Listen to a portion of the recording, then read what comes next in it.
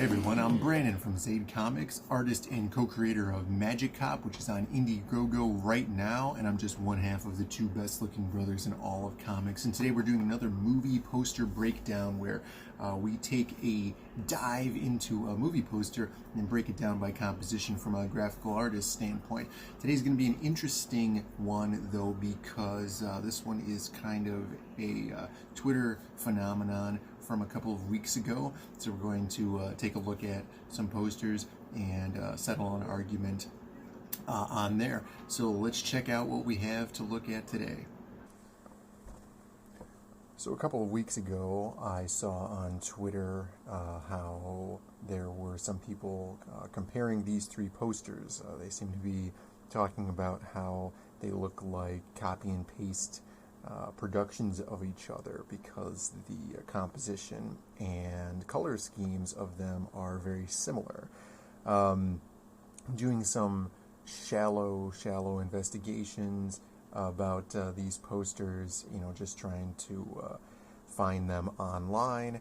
I saw that there were some website news articles about how people were comparing the Aladdin poster and the Star Wars poster back when these movies came out, and then talking about the color scheme and stuff. So I thought today would be pretty nice to talk about the composition and color of these posters and talk about how this color scheming is very common in the movie industry for this type of movie. And so we can take a look at those in a bit, but first let's look at these posters. So I think the one of the big standout parts about these posters that are making them very comparable and very similar to each other, obviously aside from the color, is the fact that they're compositionally very similar. We can go and when we look at some of these older posters that share the same color scheming, they're not as similar because of the very popular trend now for these production studios or whoever is making these posters. They're using the big heads or many heads style of poster making. So we're showing off a lot of characters, and instead of showing off a scene or something like that, they're really showcasing the actors or characters from the movie.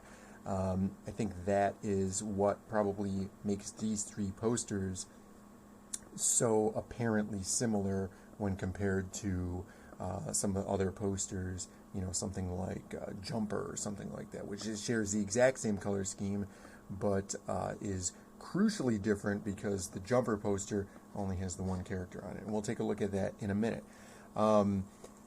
It's very well known that the orange and blue scheming like this really goes back. We could even look at the original Star Wars poster from the very first one that came out in the 70s, and we can see the same.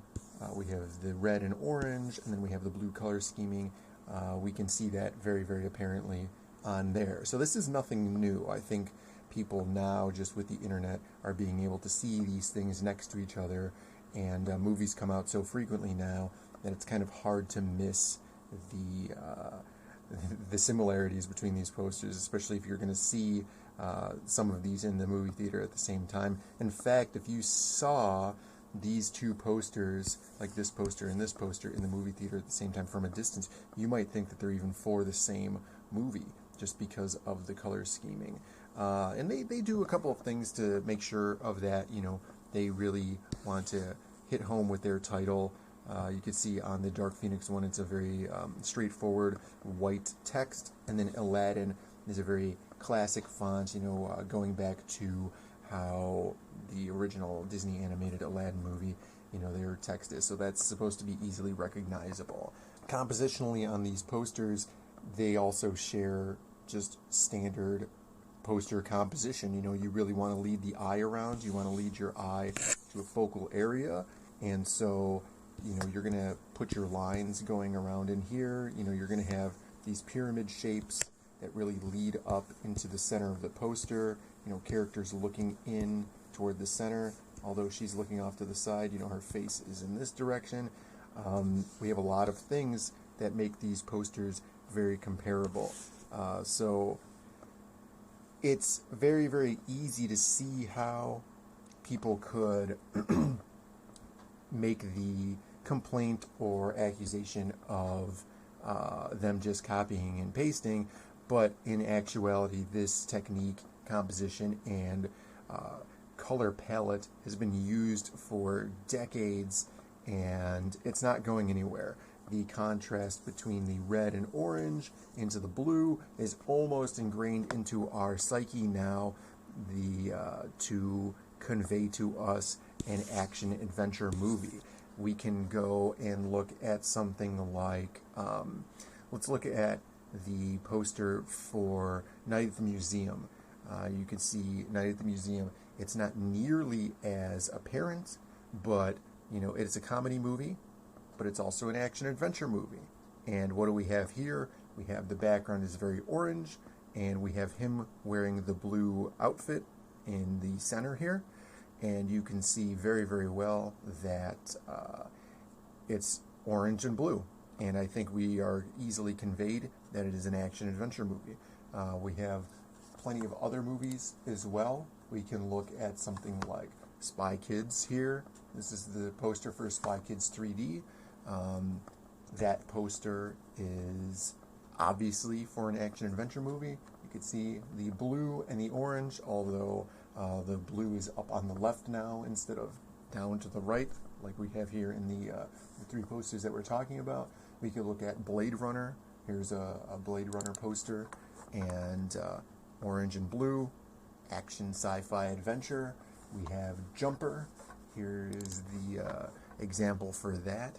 And you could see, again, the blue and the orange are very complementary of each other. They work really, really well. They kind of show you that conflict there in the middle, but you could see just from these few examples here that this is not a phenomenon or anything new. I don't think that it's even production studios doing anything cheap. I think that it's just the use of the psyche. They're using the techniques that they know are going to convey the message to the audience very, very well. And they're doing a really, really good job of doing that because they're using the tools that they have at their disposal to send that message. And after all, when you're making a piece of promotional art, and that's what these posters are, that is exactly what you're trying to do. You're trying to convey that message as swiftly and as easily as possible to your audience. And following a formulaic poster design is a very, very common way to do that. So hopefully you guys see that here and understand why this is happening. It's not a cheap thing. It is actually a very smart way of doing things. We're just able to see them in a much smaller scope than we would have seen them back in the 70s or 80s. So now we can actually notice that thing. So let me know what you guys think in the comments. How do you feel about this? Do you see an orange and blue poster like this and immediately think action adventure? Because I definitely do. And you can see that with these posters here. So let me know in the comments. And if you guys would like to check out the comic book my brother Phil and I are making, it's called Magic Cop, and it's on Indiegogo right now. You guys can go to zadecomics.com and click the link right there. It'll take you right to our Indiegogo.com crowdfunding page, and you can grab a copy of that for when it is shipped out in March. And if you guys would like to help me out and my art, please go to patreon.com/ZadeNinja, and I do some beautiful paintings over there, which I really enjoy doing. And if you guys would like to help me out and get your eyes on those paintings, you can go to that website and help me out as well. So thank you for watching, and we'll see you guys next time with another movie poster breakdown.